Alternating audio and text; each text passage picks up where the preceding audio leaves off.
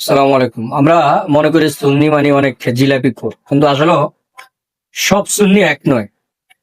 বাংলাদেশের ভিতরে সুন্নি জনতার সাসিনা অনেক বড় একটি দরবার শরীফ, হক্কানি একটি দরবার শরীফ। তারা মিলাদ ক্যাম্প করে এবং তারা মাজার পূজারি না। সারসিনা পীর সাহেব, সারসিনা দরবারে যে সমস্ত আলেম ওলামা আছেন, সারসিনা যে সমস্ত শিক্ষক আছেন, সারসিনার যারা ছাত্র আছেন, তারা অনেক জ্ঞানী, অনেক জ্ঞানের অধিকার রাখেন তারা কোরআন হাদিসের সম্বন্ধে। এবং আমি রিসার্চ করে দেখলাম সারসিনা দরবার শরীফ একটি হক্কানি দরবার শরীফ।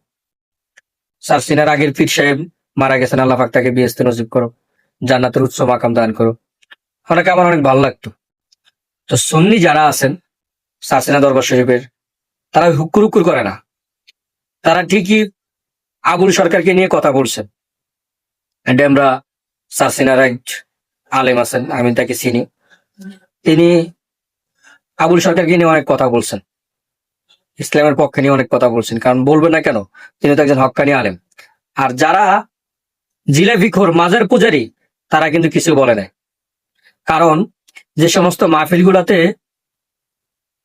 মাজার পূজারীদের দাওয়াত থাকে, সে সমস্ত মাহফিল গুলাতে মাহফিলের আগ মুহূর্তে এই বন্ড বাউলদের প্রোগ্রাম থাকে।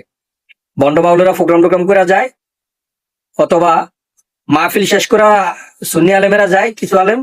তারপরে মনে করেন যে আপনার এই বাউলেরা রাত্রে বেলায় গান বাজনা শুরু করে দেয়। কারণ একই প্রোগ্রামে দুইজনেরই দাওয়াত থাকে, এই জন্য তারা কিছু বলে না।